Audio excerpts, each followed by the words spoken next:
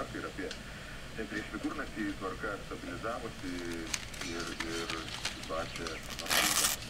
Tai kiek žmonių buvo išėję iš Rūdninkų poligonų ir visus. Sudėtinga, tada kai pasirodė praėjusią savaitę. Pašnekam, užsidedam kepurį ir einam toliau dirbti.